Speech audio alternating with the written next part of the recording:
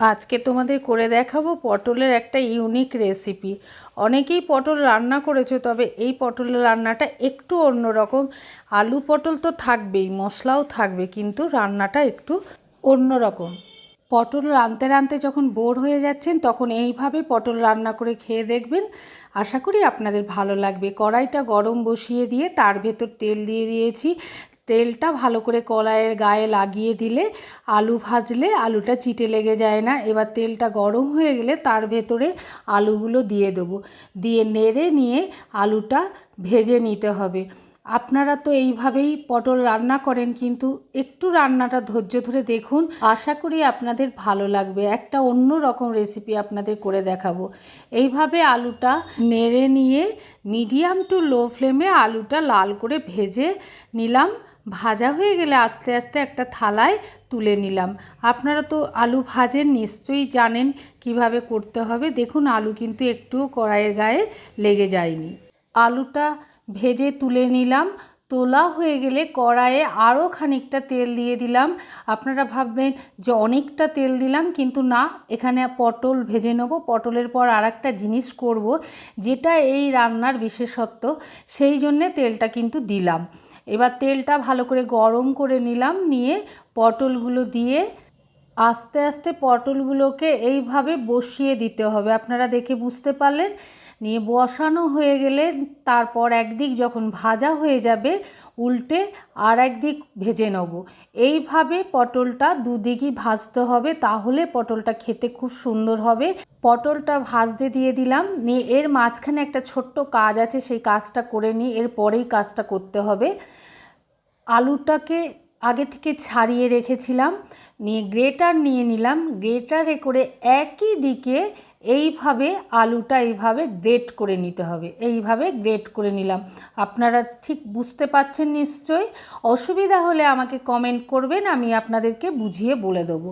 এইভাবে আলুগুলো আমি এখানে 4টে আলু গ্রেট করে নিলাম। এইবার এই গ্রেট করা আলুর ভেতরে জল দিয়ে দেবো। জল দিয়ে একবার, দুবার, তিনবার এইভাবে ভালো করে আলুটাকে ধুয়ে নিতে হবে।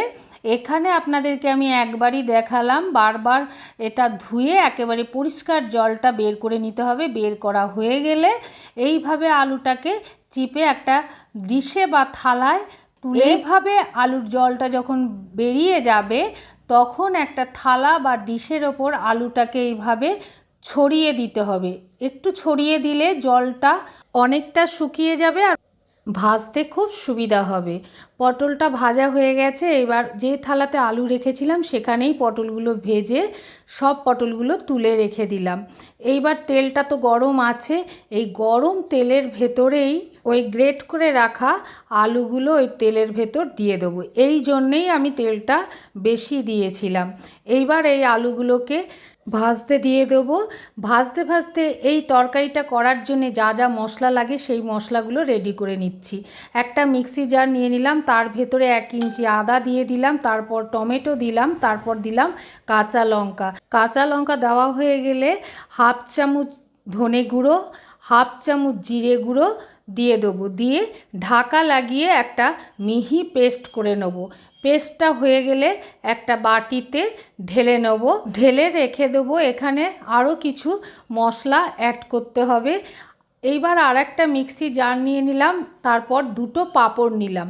এই পাঁপড় দুটোকে ভেঙে বা কেটে টুকরো টুকরো করে মিক্সি জারের ভেতর দিয়ে দেবো। দিয়ে ঢাকা লাগিয়ে পেস্ট করে নেব। পেস্টটা হয়ে গেলে আগে যেই মশলাটা করেছিলাম সেই মশলার ভেতর ওই পাঁপড়ের পেস্টটা ঢেলে দেবো।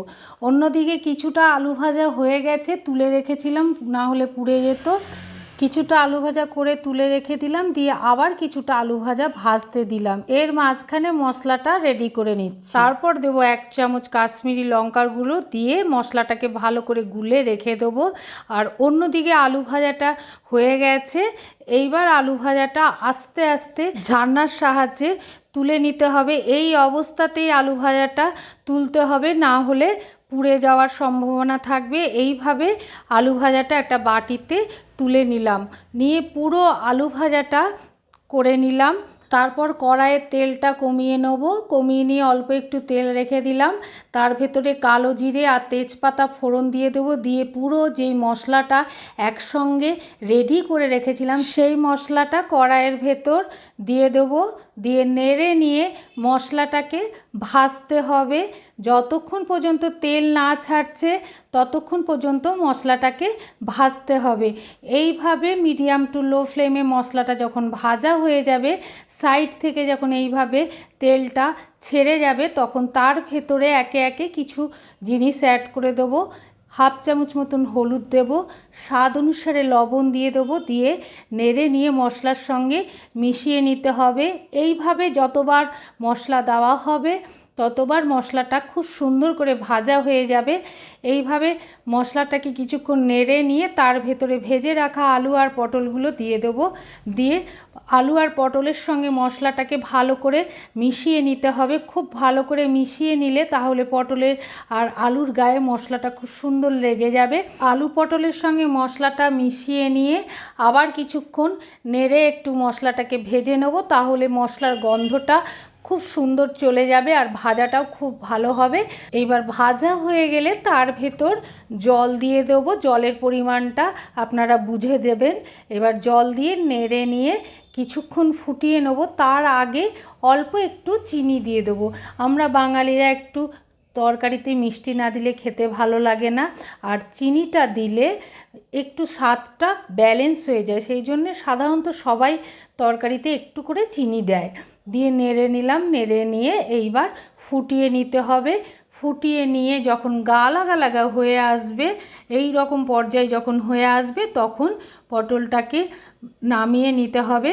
তার আগে গ্যাসটাকে বন্ধ করে দিতে হবে। বন্ধ করে দিয়ে যে আগে থেকে যে ভেজে রাখা আলুগুলো রেখেছিলাম সেই আলু ভাজাগুলো পটলের ভেতর কিছুটা দিয়ে দিতে হবে।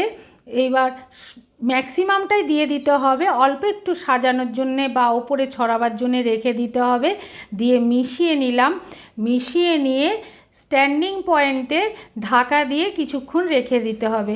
এইভাবে আপনারা পটলের তরকারিটা করে খেয়ে দেখবেন, খেতে খুব সুন্দর লাগে আর গা লাগা লাগা হয়ে যাবে, তখন নামিয়ে নিতে হবে। আর এটা ভাত বা রুটি যে কোনো জিনিসের সঙ্গেই খাওয়া যাবে, খেতে খুব সুন্দর হয়। আপনারা মনে করলে ওপর থেকে ঘি দিতে পারেন, গরম মশলা দিতে পারেন, কিংবা ধনে পাতা দিতে পারেন। এবার একটা ডিশে তুলে নিলাম, তুলে নিয়ে ওপর থেকে আলু ভাজাগুলো কিছুটা রেখে দিয়েছিলাম, সেই আলু ভাজাগুলো ওপর থেকে দিয়ে রাখতে হবে। যখন খাওয়া হবে তখন এই আলু ভাজাটাকে মিশিয়ে নিয়ে সবাইকে পরিবেশন করবেন। আশা করি আপনাদের ভালো লেগেছে, আর ভালো লাগলে সাবস্ক্রাইব করে নোটিফিকেশানটা অন করে রাখবেন, যাতে আমার পরের রেসিপিগুলো আপনারা খুব সহজে দেখতে পান। আর তার সঙ্গে শেয়ার করে ছোট্ট করে একটা লাইক দিয়ে দেবেন। পরে আবার আপনাদের সঙ্গে নতুন একটা রেসিপি নিয়ে দেখা হবে। আপনারা সবাই ভালো থাকবেন, সুস্থ থাকবেন, সাবধানে থাকবেন।